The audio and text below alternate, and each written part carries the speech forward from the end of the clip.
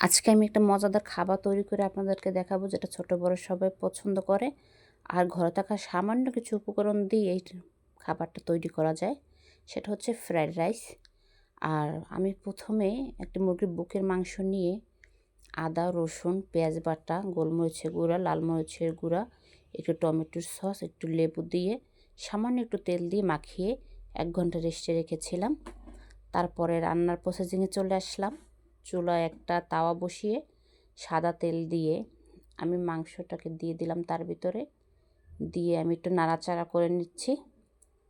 নাড়াচাড়া করে উল্টে পাল্টে আমি মাংসটাকে একটু ভেজে নিয়েছি। তারপর দিয়ে দিলাম একটা ঢাকনা দিয়ে ঢেকে।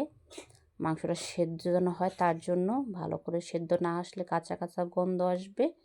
এর জন্য আমি ঢাকনা দিয়ে ঢেকে 10 মিনিটের মতো রান্না করেছি। মাংস থেকে পানি বেরিয়েছিল অনেকটা, সেটা আমি টানিয়ে নিয়েছি।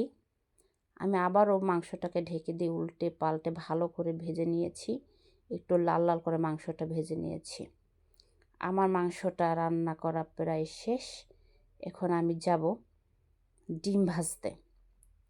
তারপর একটা তাওয়া চুলায় বসিয়ে আমি সামান্য তেল দিয়ে দিয়েছি। এখানে দিয়ে দিয়েছি আমি নর্মাল 2টো ডিম। এক এক করে আমি দুটোটা ডিম তেলের ভিতরে ভেঙে দিয়েছি।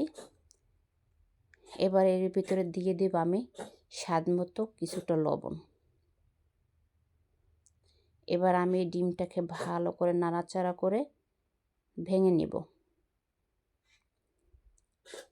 আমি উল্টে পাল্টে ভালো করে নাড়াচাড়া করে ডিমটাকে ভেজে নিব।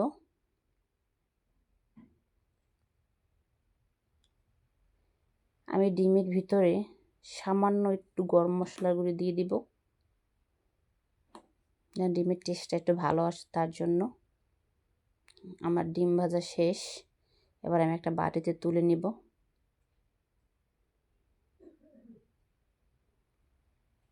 আমি সেই একই কড়াইতে তেল দিয়ে দিয়েছি। দিয়ে দিলাম পেঁয়াজ কুচি। এটার ভিতরে আদা আর একটু রসুন কুচিও ছিল। পেঁয়াজ, আদা, রসুন এটা আমি একসাথে কুচি করে রেখেছি।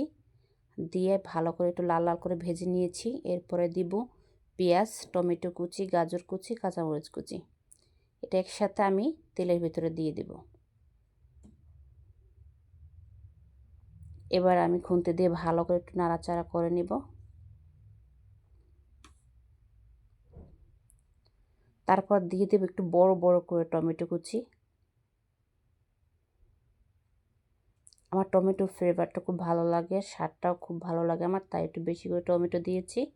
আপনারা বাড়িয়ে কমিয়েও নিতে পারবেন। আমি তারপর ভালো করে একটু নেড়ে চেড়ে ভেজে নিয়েছি। এরপর দিয়ে দিয়েছি ঠান্ডা ভাত। আমি ভাতটা কালকে রান্না করে রেখে দিয়েছিলাম। আসলে বাসি ভাত দিয়ে ফ্রাইড রাইসটা খুবই ভালো হয়। আমি ভালো করে উল্টে পাল্টে নেড়ে ছেড়ে নিব। আমি ভালো করে ভাতটা সবজির সাথে মিক্স করে নিয়েছি। এরপর দিয়ে দেবো আগে থাকতে ভেজে রাখা মাংস। মাংসটা দিয়ে আমি ভালো করে মিক্স করে নিব। উল্টে পাল্টে আমি ভালো করে মিশিয়ে নিয়েছি।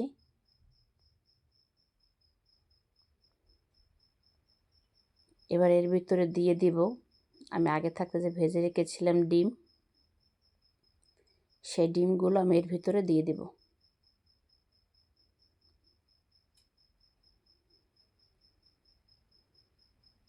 ডিম দেওয়া হয়ে গেছে। এবার আমি আরও ভালো করে নাড়াচাড়া করব, যেন ডিম, মাংস, সবজি একসাথে মিক্স হয়ে যায়।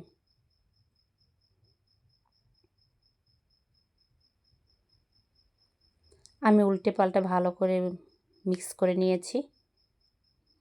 তারপর উপর দিয়ে ছিটিয়ে দেব ধনেপাতা কুচি আর দিয়ে দেব সামান্য কিছু কাঁচামরিচ। আমি কাঁচামরিচটা শেষে দিয়েছি যেন ঝালটা থেকে যায় এই জন্য, আর কাঁচামরিচটা পরে দিলে এর ফ্লেভারটাও খুব সুন্দর আসে আর কি। ধনিয়া পাতা, কাঁচামরিচ দিয়ে আমি ভালো করে মিক্স করে নিয়েছি। তারপর একটু লবণ দেখে কম হয়েছে, তারপর আবার একটু লবণ দিয়ে দিলাম। দিয়ে আমি ভালো করে আবারও মিক্স করে নিয়েছি। যাক, আমার ফ্রাইড রাইস হয়ে গেছে। এই হলো আমার ফ্রাইড রাইসের ফাইনাল লুক। আমি চুলাটা অফ করার আগে আমি একটু ভালো করে আবার একটু নেড়ে ছেড়ে নিলাম।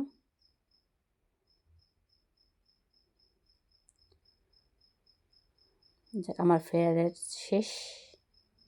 আজকে এই পর্যন্তই।